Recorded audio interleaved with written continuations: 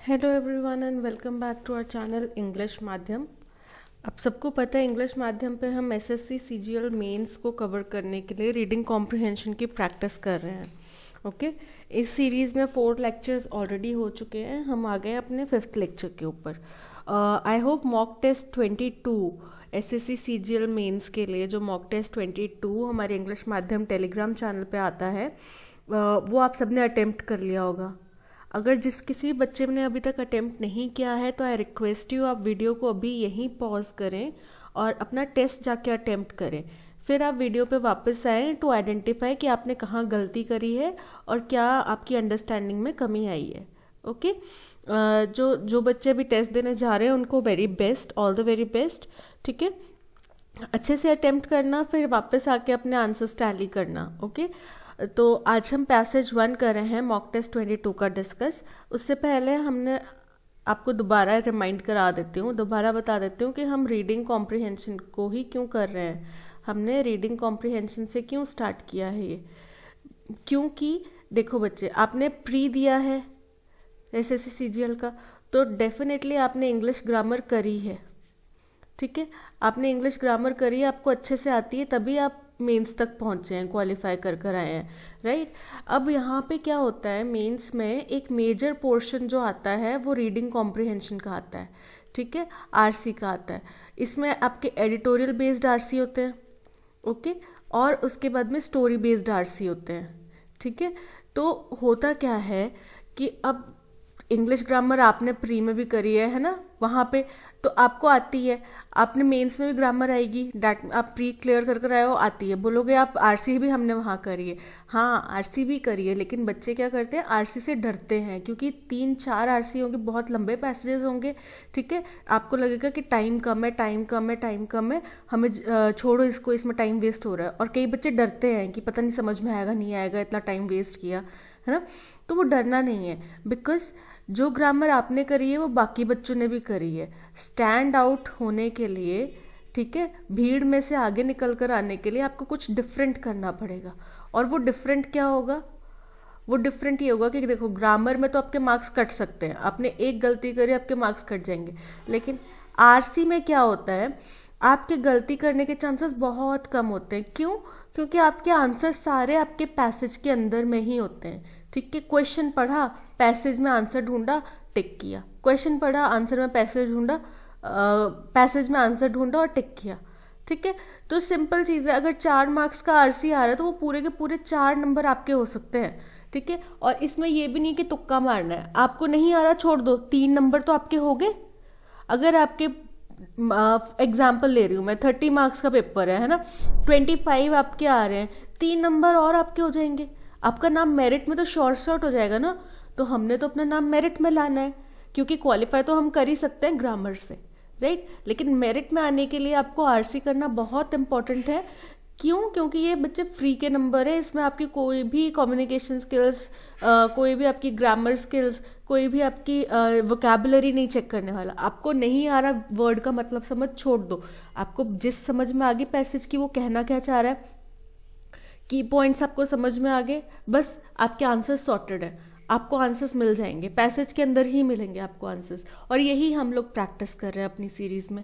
ठीक है, कि पैसेज के अंदर आंसर्स कैसे फाइंड आउट करने हैं। ठीक है, बाकी आपको ये जो पैसेजेस हैं इनके सारे हिंदी में ट्रांसफ़र, मतलब हिंदी जो इंग्लिश टू हिंदी ट्रांसफ़र होता है, अच्छे से समझाया गया है। टेलीग्राम चैनल पे सबके ऑडियोज़ मिल जाएंगे आपको।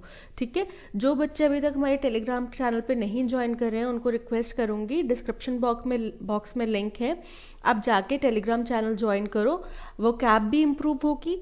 ठीक है, जो ये पैसेजेस हैं, एडिटोरियल्स हैं, वो भी समझ में आना शुरू हो जाएगा, जीके भी अच्छी हो जाएगी।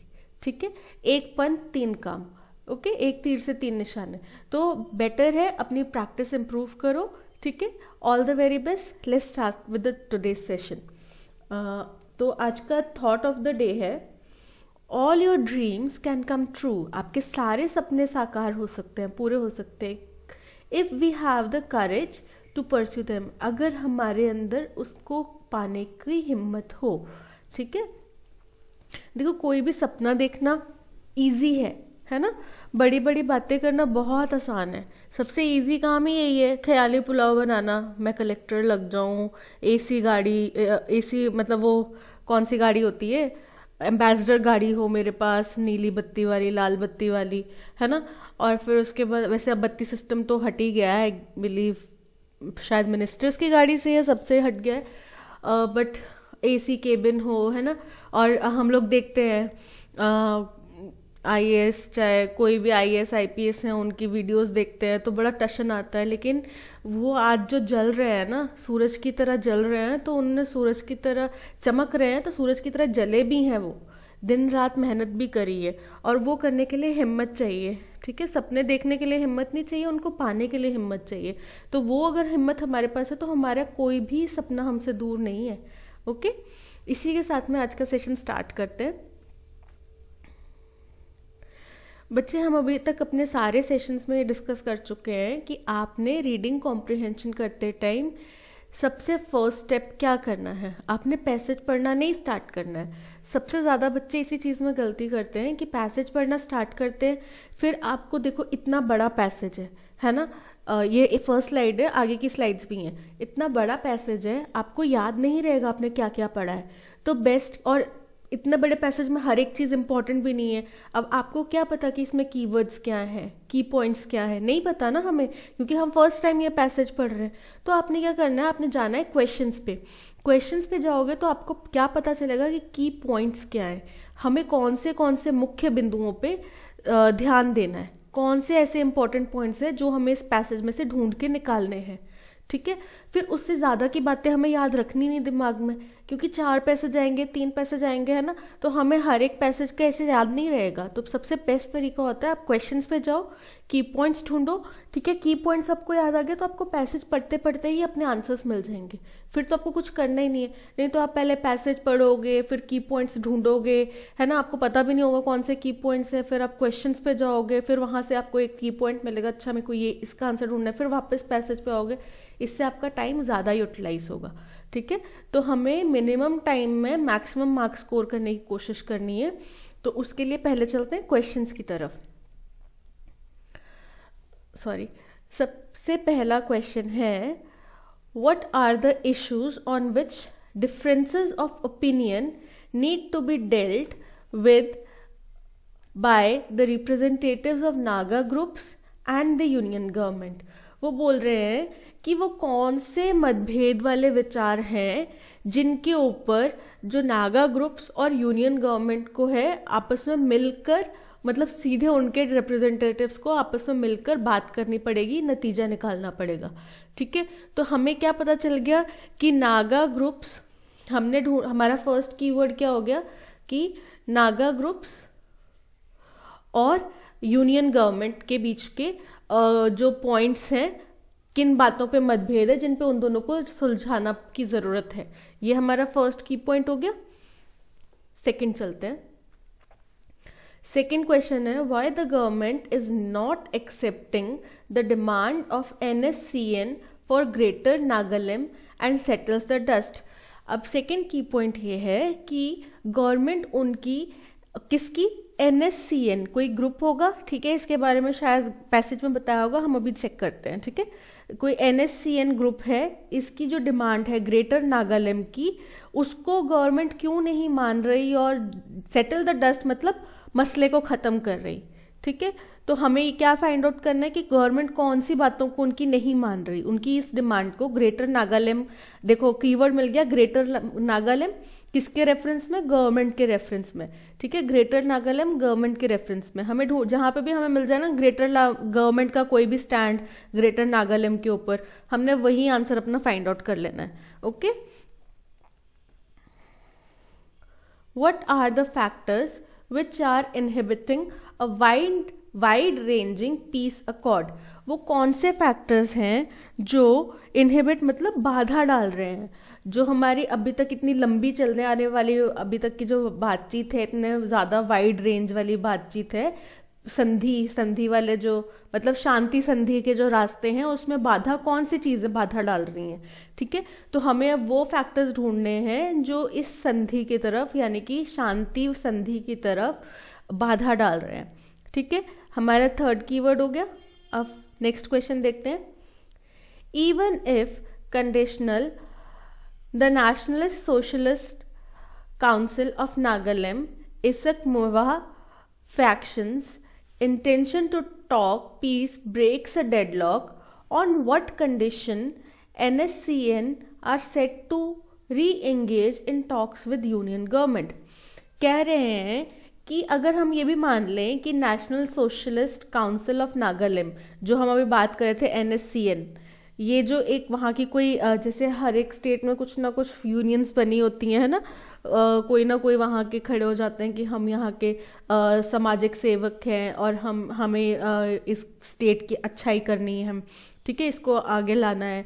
तो वो ऐसा कोई ग्रुप होगा, ठीक है. इशक मोवहा इनका शायद कोई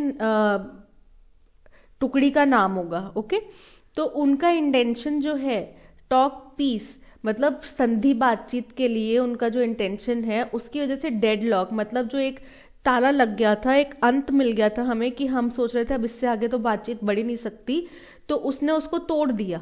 ठीक है, उनका विचार कि हाँ हम संधि की बात के लिए तैयार हैं, उसने वो जो ताला लग गया था उसको तोड़ दिया. फिर भी on what condition NSCN are set to reengage in talks with union government. लेकिन फिर भी उनने कौन सी शर्तें रखी हैं जिन पे वो बातचीत शुरू करेंगे. उनने बोला कि हम बात करना चाहते हैं लेकिन हमारी ये शर्तें हैं. ठीक है, उनने बोला कि हम संधि की बातचीत करना चाहते हैं, हम शांति की बातचीत करना चाहते हैं, लेकिन हमारी कुछ शर्तें हैं. वो कौन सी शर्तें हैं जो उन्होंने यूनियन गवर्नमेंट के सामने रखी हैं. ठीक है, तो हमें पता करना है NSCN ने कौन सी शर्तें रखी हैं यूनियन गवर्नमेंट के सामने बातचीत को स्टार्ट करने के लिए. हमारा चौथा कीवर्ड मिल गया. हमें वो शर्तें देखनी है, ढूंढनी है जो उनने यूनियन गवर्नमेंट के सामने रखी हैं बातचीत को दोबारा स्टार्ट करने के लिए. ठीक है, अब चलते हैं पैसेज की तरफ.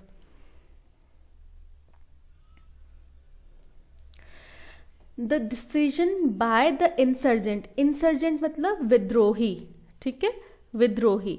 Okay, insurgent nationalist socialist Council of Nagaland इसक मुवा फैक्शन, ये उनकी टुकड़ी का नाम है. ठीक है, पूरे काउंसिल का नाम क्या है, national Socialist Council of Nagaland. ठीक है, to reengage in talks मतलब री एंगेज मतलब दोबारा से बातचीत करना. री एंगेज मतलब दोबारा से एंगेज होना, दोबारा से बातचीत में एंगेज होना with union government, union government के साथ में, conditionally on the basis of framework agreement.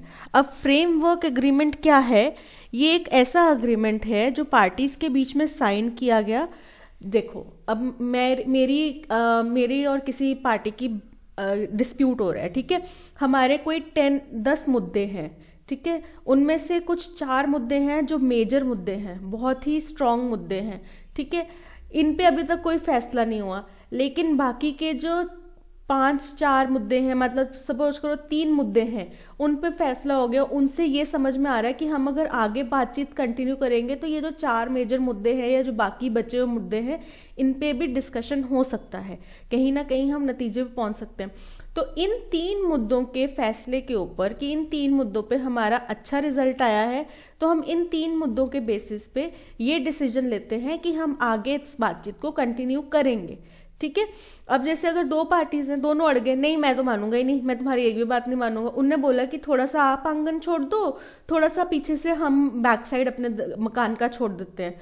नहीं, दोनों पार्टीज अड़ गई, नहीं हमने मानना ही नहीं, हम अपना पीछे से नहीं छोड़ेंगे मकान का बैक साइड. वो बोल रहे हम आगे से रास्ता नहीं देंगे, बस बात खत्म ही नहीं, कोई डिसीजन ही नहीं निकलेगा कभी भी, है ना.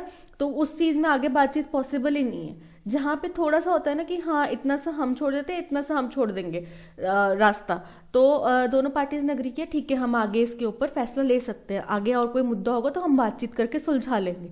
ठीक है, तो वो होता है फ्रेमवर्क एग्रीमेंट. आप इसके बारे में थोड़ा सा डिटेल में रिसर्च कर सकते हैं अपनी जीके के लिए. ठीक है, तो conditionally on the basis of framework agreement is a welcome one. वो बोल रहे हैं कि जो उनने बताया कि हम बातचीत के लिए तैयार हैं, किस फ्रेमवर्क अग्रीमेंट के बेसिस पर. ठीक है, कब साइन हुआ था ये फ्रेमवर्क अग्रीमेंट, अगस्त 2015 में. इज अ वेलकम वन, मतलब वो कह रहे हैं कि ये स्वागत करने योग्य बात है उनकी, कि जो नेशनल NSCN का जो फैसला है कि हम दोबारा बातचीत करने के लिए तैयार हैं on the basis of framework agreement, तो वो एक स्वागत करने योग्य बात है. This breaks a deadlock that has persisted. इससे क्या हुआ, जो एक ताला लग गया था ना बातचीत के ऊपर, उसको तोड़ दिया गया, इससे वो ताला टूट गया. दैट हैज़ परसिस्टेड, जो अभी तक लगा हुआ था इन टॉक्स, कब से लेकर, वो जो अभी तक हमारी बातचीत में लगा हुआ था, कब से, अक्टूबर 2019 से, यानी कि अक्टूबर 2019 के बाद से इसमें कोई भी बातचीत आगे नहीं हुई है. Which was set as a deadline for the peace accord, जो कि अक्टूबर 2019 पे ताला लग गया था, जो कि एक डेडलाइन भी थी इस शांति संधि के लिए. ठीक है, मतलब सरकार ने और उन्होंने बोला होगा कि हम यहाँ तक, अगर इस तारीख तक फैसला हो गया तो ठीक है, नहीं तो इसके आगे बातचीत नहीं है. ठीक है, हमें हर हाल में इस तारीख तक हमें फैसला निकालना है. तो वो डेडलाइन भी थी, लेकिन उसके बाद ताला लग गया इसके ऊपर. ठीक है, the possibility of a resumption मतलब क्या होता है, पुनरारंभ. ठीक है, दोबारा से स्टार्ट करना. तो इस बात की पॉसिबिलिटी, इस बात की संभावना कि दोबारा बातचीत को स्टार्ट किया जाए, received a boost last week. इसको कब, मतलब इसको ज़्यादा झटका, मतलब ज़्यादा एनर्जी कब मिली, लास्ट वीक, पिछले हफ्ते इसको ज़्यादा एनर्जी मिली, इस बात ने ज़्यादा तूल पिछले हफ्ते पकड़ा. When the NSCN-IM and the other Naga groups represented in Naga national political groups, जब NSCN-IM एंड जो बाकी नागा ग्रुप्स हैं जिनको कि national Naga national political groups में रिप्रेजेंट किया जाता है, प्लेज्ड, उन्होंने कसम खाई, शपथ ली, इन अ जॉइंट स्टेटमेंट. एक जॉइंट स्टेटमेंट होता है सारी पार्टीज के रिप्रेजेंटेटिव्स इकट्ठे होकर एक जॉइंट स्टेटमेंट, प्रेस कॉन्फ्रेंस करी, एक जॉइंट स्टेटमेंट दिया. ठीक है, to overcome the cynicism and that, उन्होंने क्या कसम खाई कि वो जो ये सिनिसिज्म होता है कि आपका एक क्या बोलते हैं, डिसबिलीफ का व्यवहार जो है, ठीक है, उसको हम उभारेंगे. मतलब जैसे इनने कुछ बात करी होगी, सपोज करो, है ना, तो उसके ऊपर अब लोगों को यकीन नहीं आ रहा होगा कि हाँ ये कहीं किसी नतीजे पर पहुंच भी सकते हैं, तो उसको ओवरकम करना है इन्होंने. ठीक है, and that they are committed to a dialogue, और क्या कहा कि हम कमिटेड हैं एक बातचीत के लिए, in order to move forward, कि हम इस बात के लिए भी अपना हामी भरते हैं, हम इस बात के लिए भी अग्री करते हैं, अपना कमिटमेंट देते हैं कि हम आगे बढ़ने के लिए, बातचीत के लिए तैयार हैं. The talks for an accord, किसके लिए बातचीत करने के लिए तैयार है, कि आगे ये, इससे क्या पता चला कि इसने किस चीज़ की संभावना बताई कि वो बातचीत के लिए, वो संधि के लिए तैयार है. ठीक है, with a group of legislatures, यानी कि जो लेजिस्लेचर्स तो आपको पता ही है क्या होता है, जो विधायक वगैरह होते हैं वो, और मिनिस्टर्स, मंत्रियों के और विधायकों के एक ग्रुप से, from the state meeting up with a group of legislature and ministers from the state, मतलब स्टेट मिनिस्टर्स और लेजिस्लेचर विधायकों के एक दल से meeting up with the NSCN-IM representatives, इनसे मिलने की बात हो. A step that has borne fruit, मतलब विधायकों और मंत्रियों का NSCN के मेंबर्स से मिलने की बात ने, ये एक ऐसा कदम था जिसने बोर्न फ्रूट, मतलब जिसका नतीजा अच्छा निकला. ठीक है, the stage is now set, यानी कि इस नतीजे से अब क्या हुआ, एक स्टेज बन गया, एक स्टेज सेट हो गया to take forward the talks, कि अब हम बात को आगे बढ़ा सकते हैं, बातचीत के दौर को आगे बढ़ा सकते हैं. A process that seems to have been put on back burner in October 2019, कि किस बातचीत को, उस बातचीत को जो अभी तक ऐसा लग रहा था कि एक बंद डब्बे में रख दी गई. ठीक है, जिसके ऊपर अब आगे कुछ भी फैसला नहीं हो सकता, और एक लेटर की डेट डाल दी गई है कि हाँ फिर कभी देखेंगे मौका लगा तो. ठीक है, कब, अक्टूबर 2019 में, जिसके ऊपर ये एक बैक बर्नर हो गया था. ठीक है, बैक बर्नर मतलब कि इसके ऊपर एक ताला लग गया था. The centre and the NSCN, मतलब हमारी सेंट्रल गवर्नमेंट और NSCN-IM मस्ट रिव्यू को, उनको ये भी देखना पड़ेगा, उनको ये भी देखना चाहिए, व्हाट वेंट रॉन्ग, कि क्या गलत हुआ, क्या चीज़ें थी जो पक्ष में नहीं गई, क्या चीज़ें थी जिनकी वजह से सब गड़बड़ हो गया, बातचीत पे ताला लग गया सिंस द फ्रेमवर्क अग्रीमेंट से अब तक। तो फ्रेमवर्क अग्रीमेंट हमने बताया ही है कि जिसमें कुछ मुद्दों पे कुछ मुद्दों के अच्छे डिसीजंस के ऊपर ये फैसला लिया जाता है कि हम आगे बातचीत कंटिन्यू करेंगे। और ये फ्रेमवर्क अग्रीमेंट कब हुआ था? 2015 में। तो वो कह रहे हैं, जो राइटर हैं वो कह रहे हैं कि सेंटर और NSCN-IM के मेंबर्स को ये देखना ज़रूरी है, ये बहुत ज़रूरी है जानना कि 2015 में अगर वो फ्रेमवर्क एग्रीमेंट में पहुंच चुके थे तो ऐसा क्या गलत हुआ जिसकी वजह से बातचीत बिगड़ गई। And the complexities that have remained since the landmark cease fire agreement, और उन मुद्दों के ऊपर भी, उन मतभेद वाले मुद्दों के ऊपर भी, कॉम्प्लेक्सिटीज, जटिल मुद्दों के ऊपर भी, जो कि कब से हैं? जब से हमारा लैंडमार्क, मतलब एक बहुत ही लैंडमार्क किसको बोलते हैं, बहुत ही एक जिसे अब बोलते हैं ना कि हाँ ये इसका लैंडमार्क है, अब इससे मील का पत्थर एक साबित हो गया है ना। तो जो हमने एक माइलस्टोन अचीव किया था, मील का पत्थर अचीव किया था, है ना, किससे? सीज फायर एग्रीमेंट से। मतलब बहुत ज़्यादा बुरे हालात थे, ठीक है, वॉर टाइप सिचुएशन थी, उसके बाद में सीज फायर एग्रीमेंट उस टाइम पे होना एक बड़ा लैंडमार्क माना गया, बड़ा ही एक ऐतिहासिक मुद्दा माना गया कि ऐतिहासिक बात मानी गई, ठीक है। तो जो कॉम्प्लेक्सिटीज़ रही हैं जब से हमारा एक ऐतिहासिक सीज फायर का एग्रीमेंट हुआ है, उसके बाद से that was sign between the two parties in 1997। कब हुआ था ये साइन? 1997 में, ठीक है। तो उनको इन सब मुद्दों के ऊपर एक गहन चिंतन करने की आवश्यकता है। वन की फैक्टर, एक जो बड़ा मुद्दा है, preventing a comprehensive peace accord has been splintered. अच्छा, हमें एक क्वेश्चन आया था कि कौन सी चीज़ें हैं जो बातचीत को रोक रही हैं, आ गया वो चीज़। अब हमने देखना है इसमें सेंटर का क्या रवैया है, ठीक है। वन की factor preventing a comprehensive peace accord, कि एक संयुक्त जो एक शांति बातचीत है, संधि है, उसको कौन सी चीज़ें रोक रही हैं? Has been the splintered nature of Naga insurgency. Splintered मतलब बिखरा हुआ रवैया, बिखरा हुआ व्यवहार, बिखरा हुआ नेचर, किसका? नागालैंड में विद्रोहियों का बिखरा हुआ स्वभाव। यानी कि इससे हम ये कह सकते हैं कि ज़रूरी नहीं है कि अगर वहाँ पे 10 अगर विद्रोही ग्रुप है, इंसर्जेंट ग्रुप्स हैं, तो सबकी डिमांड्स सेम ही है, या फिर सबका बातचीत को लेकर सुलझाने का तरीका जो है वो एक ही है। कुछ तो अड़े हुए हैं, नहीं हमारी ही सारी बातें मानी जाएं, हो सकता है ना, पॉसिबिलिटी है ना। कुछ होंगे कि ठीक है 4 बातें आपकी मानते हैं, 4 बातें हमारी मानते हैं, जिससे कि दुनिया का भला हो। कुछ होंगे कि नहीं सारी मेरी माननी है, नहीं तो मैं आग लगा दूंगा, है ना, ऐसे भी होंगे कुछ। तो वो चीज़ें हैं, तो उनका एक कंबाइंड इफेक्ट, कंबाइंड जो है नेचर नहीं है, वो सब अलग अलग व्यवहार के लोग हैं, अलग अलग तरह के ग्रुप्स हैं, अलग अलग तरह के उनकी डिमांड्स हैं। तो इस वजह से भी हमारी जो बातचीत है उसमें रुकावट आ रही है कि अगर मान लो 10 में से 9 ग्रुप्स ने अग्री कर दिया कि हाँ ठीक है हम अग्री करते हैं, हमारे बीच में संधि होगी, हमारी और गवर्नमेंट की बातचीत होगी, हम संधि हो गई, अब हम कोई भी इंसर्जेंसी नहीं करेंगे, हम कोई भी यहाँ पे विद्रोही, कोई भी किसी भी तरह के मारपीट और धमाकेबाजी नहीं करेंगे। लेकिन जो एक ग्रुप था जिसके साथ में संधि नहीं हुई, वो नाराज़ हो गया, उसने तो और भड़क गया, उसने तो और फायर स्टार्ट कर दिए, उसने तो पूरा अपना एमिनेशन खोल दिया कि नहीं अब तो आओ जो सामने आएगा हम देखेंगे। तो बातचीत नहीं ना पॉसिबल होगी, क्योंकि हमने 9 लोगों की तो बात मान ली, इनको सेटिस्फाई करवा दिया है ना, अपनी बातें इनके सामने रखी, इनको कैसे कैसे मनाया। लेकिन जो एक ने फिर टेररिज्म फैला दिया तो उसका कोई सोल्यूशन निकालना पड़ेगा ना।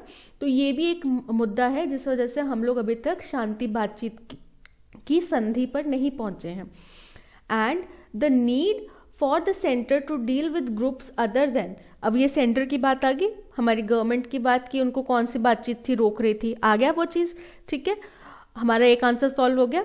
With groups other then the NSCN-IM, यानी कि सेंटर को ज़रूरत है कि बाकी ग्रुप से भी बातचीत की जाए, NSCN-IM के ग्रुप के अलावा, ठीक है, वही जो मैंने अभी आपको बात करी कि सारे ग्रुप से उनको बात करके एक मुद्दा, एक फैसले पर पहुंचना पड़ेगा, क्योंकि एक नाराज हो गया तो फिर वो सारा माहौल खराब हो जाएगा, राइट। तो हमें सेंटर की ये ज़रूरी है कि सेंटर को सभी ग्रुप से बात करनी होगी, कि एक को उनका बॉस मान के उनसे नहीं बात कर सकते, बिकॉज बाकियों को भी उनको कुछ पॉइंट्स उनके भी सुनने पड़ेंगे, उनकी क्या प्रॉब्लम्स है वो भी आइडेंटिफाई करनी पड़ेंगी, है ना। But the insurgency as a whole has weakened considerably, लेकिन जो विद्रोही हैं वो पूरे, मतलब अगर इन सभी 10 ग्रुप्स की बात करें तो 10 के 10 ग्रुप्स की इंसर्जेंसी में कमी आई है पहले के मुकाबले, ठीक है, over time. And this has paved the way for talks to a negotiated accord, और इसने क्या एक रास्ता बना दिया है, किस चीज़ का रास्ता बना दिया है, कि हम नेगोशिएटेड अकॉर्ड्स, मतलब सरकार अब अपना भी पक्ष रख सके, अपनी भी बातें उनसे मनवा सके और फिर संधि करें हम, ठीक है। Second, the demands related to greater Nagaland, अब इनकी डिमांड क्या है, ग्रेटर नागालैंड की डिमांड है, ठीक है, मेड बाय द किसने की ये डिमांड, NSCN-IM वाले ग्रुप ने, अपार्ट फ्रॉम अदर रिबेल्स, ये बाकी रिबेल्स ने नहीं करी है, ये सिर्फ इस ग्रुप ने, इस पर्टिकुलर ग्रुप ने डिमांड करी है, apart from other rebels would have implications on other states। अब इसका क्या होगा कि बाकी विद्रोहों के अलावा ये जो डिमांड की है ये है, इससे बाकी स्टेट्स के ऊपर भी असर पड़ेगा, implications मतलब असर किसके ऊपर, बाकी स्टेट्स के ऊपर। एंड दिस हैज़ कॉम्प्लिकेटेड, और इसकी वजह से जो हमारे बातचीत का जो दौर है वो जटिल हो गया है, कठिन हो गया, प्रॉब्लमेटिक हो गया, ठीक है। एनी अग्रीमेंट, इसके ऊपर कोई भी एग्रीमेंट अगर लिया जाए तो would have to be careful about not changing the boundaries of the existing states. अब अगर कोई भी फैसला लेना हो तो हमें ये मेक श्योर करना पड़ेगा कि अगर जो एग्जिस्टिंग स्टेट्स हैं, जो अभी के स्टेट्स की जो बाउंड्रीज हैं, उनको चेंज नहीं किया जाए, ठीक है।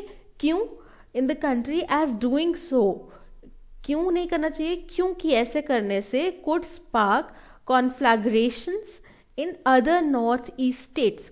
इससे अगर हमने ये किया, अगर हमने बाउंड्रीज चेंज करी, तो जो बाकी नॉर्थ ईस्टर्न स्टेट्स हैं उस पर आग लग जाएगी। आग लग जाएगी मतलब कि वो भी डिमांड करने लग जाएंगे, है ना। और जाहिर सी बात है, अगर सपोज करो ये नागालैंड की बाउंड्री है, सिक्किम से लग रही है या किसी और स्टेट से लग रही है, मुझे ज्योग्राफी याद नहीं है, ठीक है, प्लीज़ डोंट माइंड। तो अगर इससे लग रही है, अब मैंने इसको बढ़ा दिया, उन्होंने इतना डिमांड किया था, इतना, सिक्किम नहीं गुस्सा हो जाएगा कि भाई ऐसे कैसे बढ़ा दी, हमारी कोई वैल्यू ही नहीं है ना। और इसमें भी फिर अलग अलग, आपको पता है नॉर्थ ईस्टर्न स्टेट्स में मेजॉरिटी में चल रहा है, कॉन्फ्लिक्ट्स चल रहे हैं, ठीक है। तो यहाँ की पार्टियां भी स्टार्ट हो जाएंगी और इससे क्या होगा, एक बहुत मेजर कन्फ्लिक्ट पैदा हो जाएगा नॉर्थ ईस्टर्न स्टेट्स में, जहाँ का inter ethnic relations remain volatile. Volatile मतलब संवेदनशील, ठीक है। तो यहाँ पे जो इंटर एथनिक रिलेशन है वो बहुत संवेदनशील है, और इस वजह से अगर हमने उनकी बात मानी और बाउंड्रीज चेंज करी स्टेट्स की, तो नॉर्थ ईस्टर्न स्टेट्स में बहुत मेजर क्राइसिस हो सकते हैं।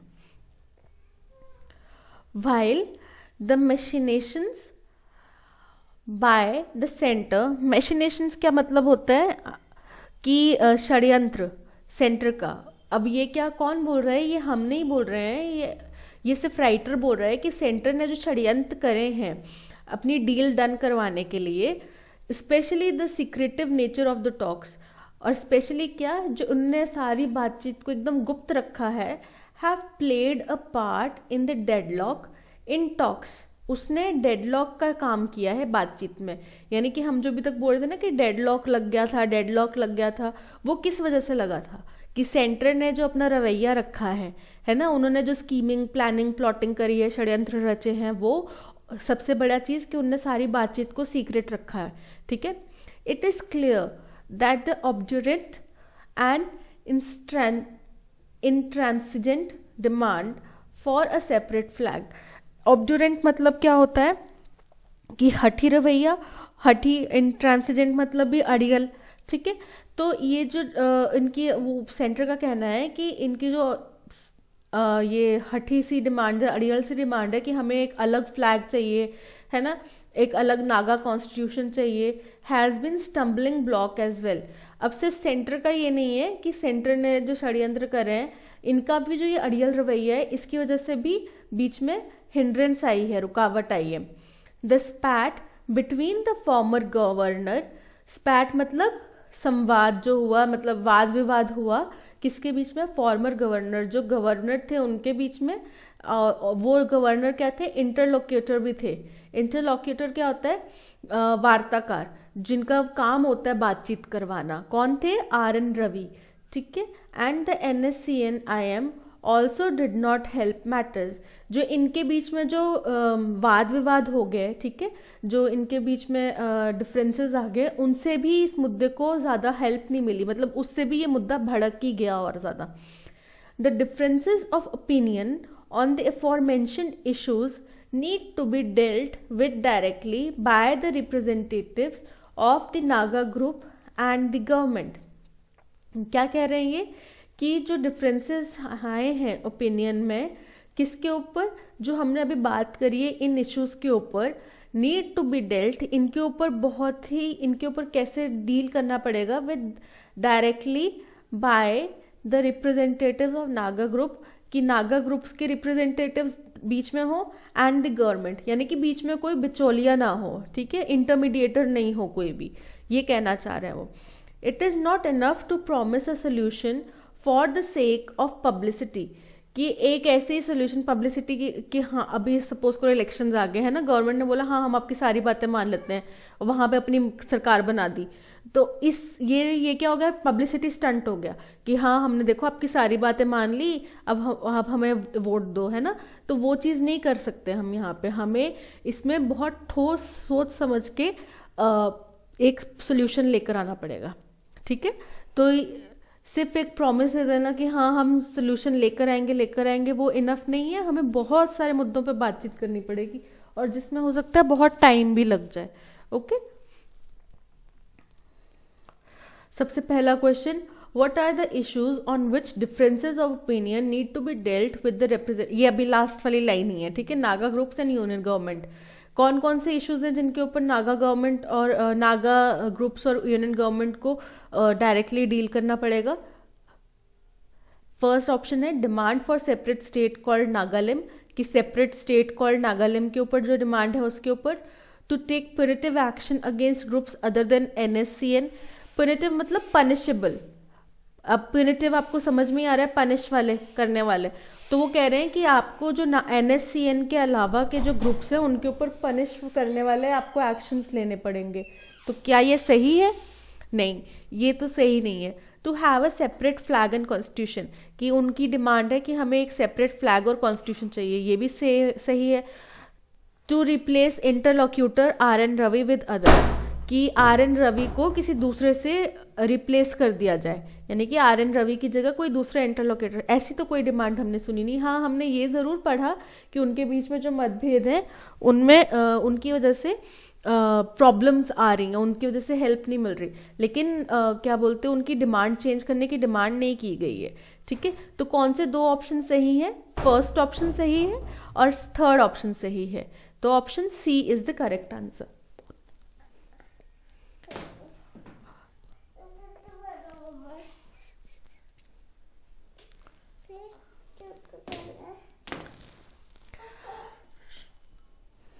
Why the government is not accepting the demand for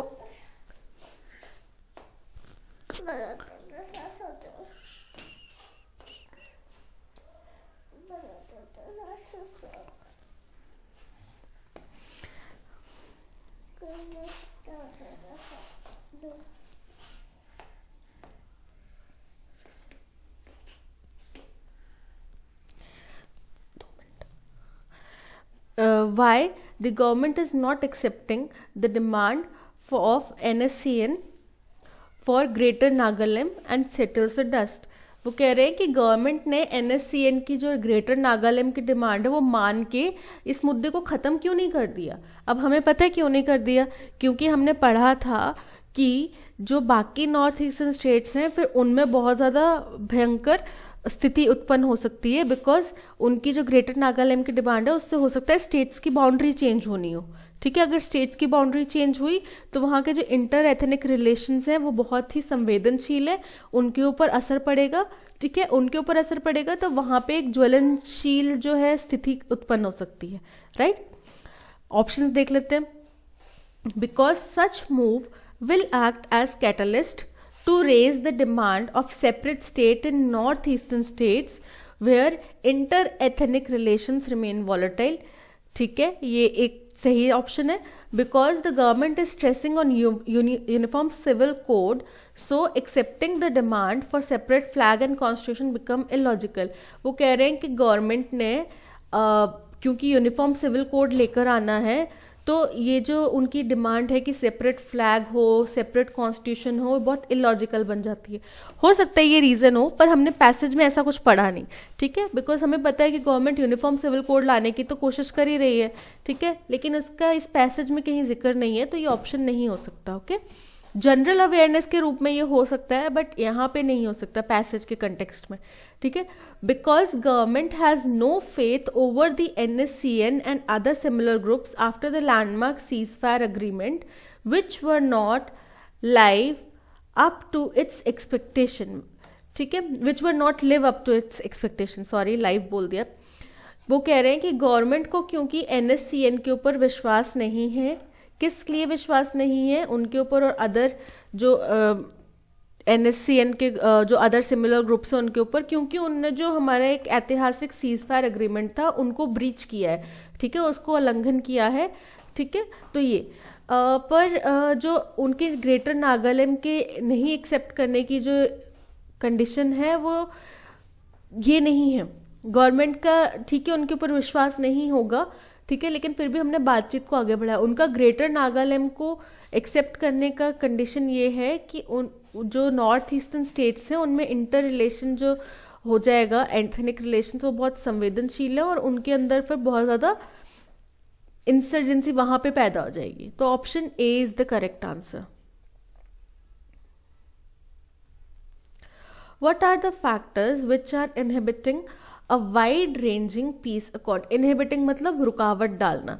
ठीक है, तो कौन से फैक्टर्स हैं जो इनके अंदर रुकावट डाल रहे हैं? कौन से फैक्टर्स हैं? The spat between the former governor and the interlocutor RN Ravi and the इसकी वजह से रुकावट डली।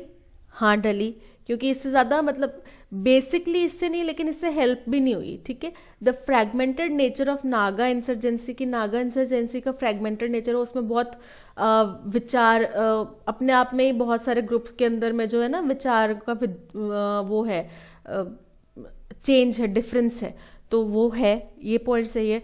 The demands related to greater Nagaland कि ग्रेटर नागालैंड की डिमांड के ऊपर तो गवर्नमेंट कभी भी अग्री नहीं कर सकती है ना, क्योंकि स्टेट्स बाउंड्रीज चेंज हो जाएंगी।